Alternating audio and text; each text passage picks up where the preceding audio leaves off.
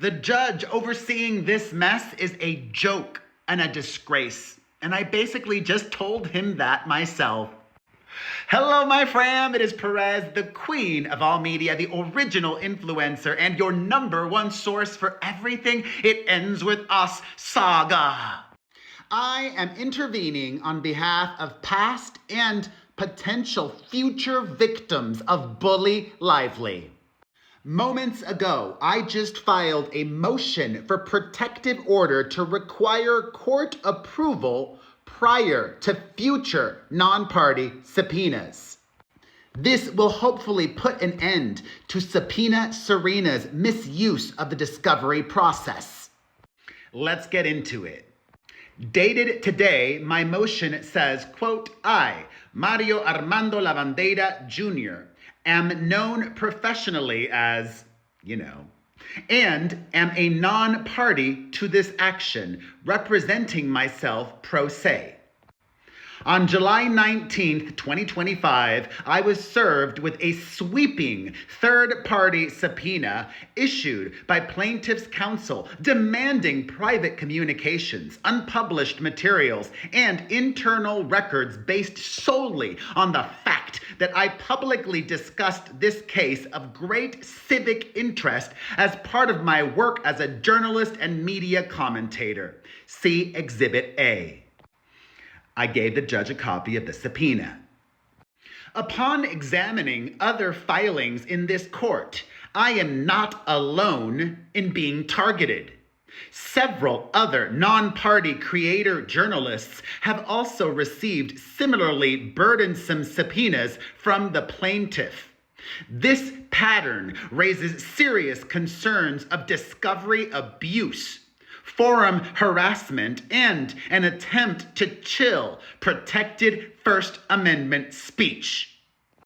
Plaintiff Blake Lively is on a fishing expedition and is seeking to harass and intimidate her critics, resulting in many creators having to spend countless hours and thousands of dollars to respond to these legally unfounded subpoenas. See Exhibit B. Exhibit B is a post from the IG of Katie Joy Paulson revealing to her audience that she has spent over $5,000 in legal bills responding to this subpoena. The garden variety actress served the subpoenas directly to the tech giants, and then they were legally now required to hand over information.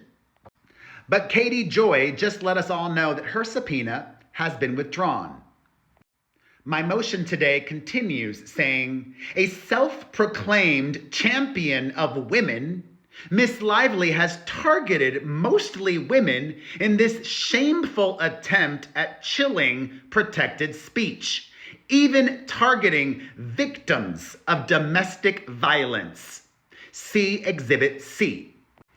Exhibit C was the motion to quash from Leanne Newton, who informed the court that she is a victim of domestic violence. My motion continues. Creators have informed you that they are still afraid of abusive discovery practices by Ezra Hudson and Mike Gottlieb, chief counsel for Lively. See Exhibit D.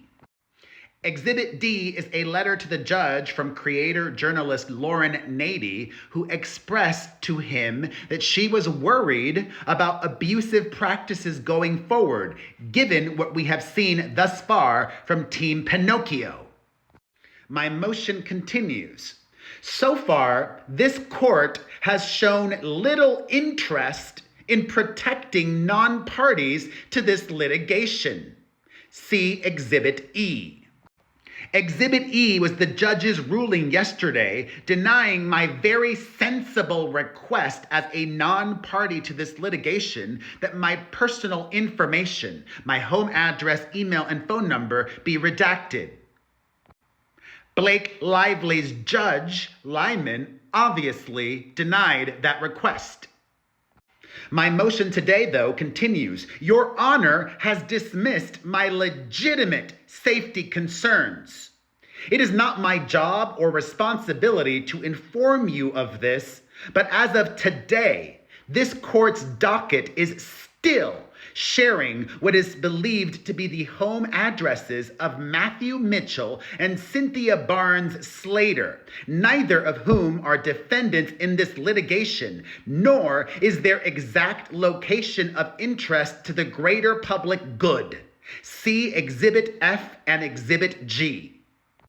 Exhibits F and G are affidavits of due diligence where the lawyers for Team Delulu dox the last known home addresses of these individuals, where they may still live and potentially bad things could happen to them. My motion today continues. As of July 29th, both of the below links are live on your docket and reveal to the world who is closely watching every filing in this case information that could lead to harassment or physical harm of these non-parties. Then I include the links to docket number 333 and 440, which reveal that still their home addresses are visible to the masses. I continue in my motion. The same could happen to me, a public figure with minor children living at home, and Your Honor showed little care. These threats are not merely hypothetical. They are very real. In May of 2025, a deranged criminal set a fire at the home of one of the defendants, Steve Sarowitz, and threatened to kidnap his daughter. Police reveal that a text message read, quote, "If you fail to comply, we will take daughter's name hostage, and she won't make graduation. At that point, we will ask for more money. If you guys are prepared to spend $100 million to ruin the lives of Miss Lively and her family, we are sure you can spare a few for your daughter." See Exhibit H. Exhibit H is a news article about what happened to Steve Sarowitz and his family just a couple of months ago. I respectfully request that the court exercise its supervisory authority and enter a protective order requiring plaintiffs to obtain leave of court before issuing any further non-party subpoenas in this case. Then I get into the nitty-gritty, citing the legal standard. I did my research. I cite numerous cases and remind the judge that taking this step is not unusual and it is warranted here. And this is especially of note, quote, "Subpoenas directed at journalists or media figures are especially concerning as they may impinge on rights protected by the First Amendment and the reporter's privilege." I tell the judge, requiring leave of court is a modest, fair safeguard. This request does not bar discovery. Instead, it seeks a limited procedural safeguard, requiring that future non-party subpoenas be approved by the court before service. This is a measured response to an emerging problem, not a blanket prohibition. For the foregoing reasons, I respectfully request that this court issue a protective order requiring plaintiffs to seek leave of court before serving any further subpoenas on non-parties in this case. Now, I am 99% sure that lying Lyman will deny my request because we know who he is. Corrupt and a joke. His bias is glaring and disgusting. But I have done my part on the record for posterity and for others as well. So my fam, thoughts on my filing today? Let's discuss everything in the comments section. And thank you for watching. I am not just a commenter on this saga. I am a part of it now, and I have been since July 19th.